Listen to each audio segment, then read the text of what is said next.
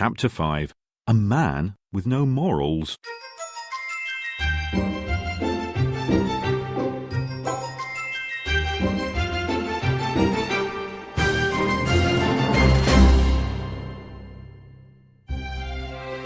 Professor Higgins and Colonel Pickering were sitting by the fire when Mrs. Pierce returned to the room. "Is the girl clean yet?" asked Higgins. "Yes, sir. Replied Mrs. Pierce. But I'm afraid we have another problem now. There's a Mr. Alfred Doolittle here to see you.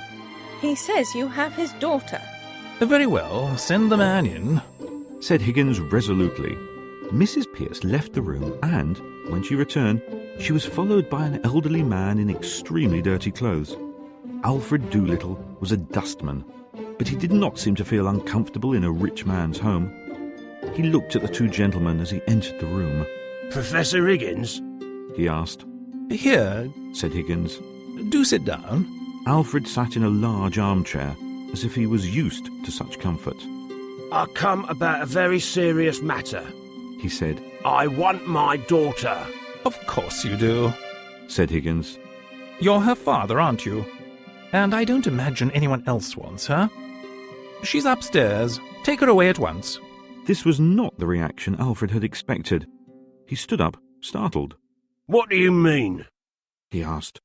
"Well, I'm not going to keep your daughter for you," said Higgins. "Take her away. How dare you come here and try to blackmail me?" "Blackmail you? What are you talking about?" asked Alfred. "You sent her here on purpose," said Higgins. "You want money. I shall call the police."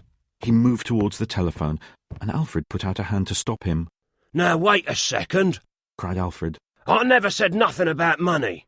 "Well, what else have you come here for?" asked Higgins.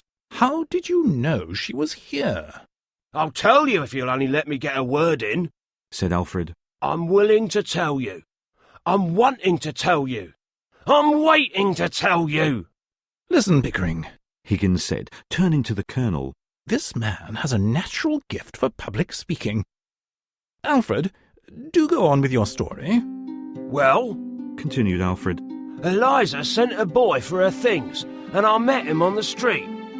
He told me where she was, so I come here to find out what was going on." "I see," said Higgins. "Well, you can take her away now." "Now, hold on," said Alfred. "I like you, and I can see that you're a gentleman. I'm sure we can come to an arrangement. After all, what's £5 to you and what's Eliza to me?" "You mean you would sell your daughter to us?" cried Pickering. "Have you no morals?" "I can't afford morals," said Alfred. "Nor could you if you was as poor as me. Morals are for the rich." Professor Higgins walked to the desk and picked up his wallet. "We shall give the man £5, Pickering, and we shall write to Professor Wonnefeller, the famous professor of morality.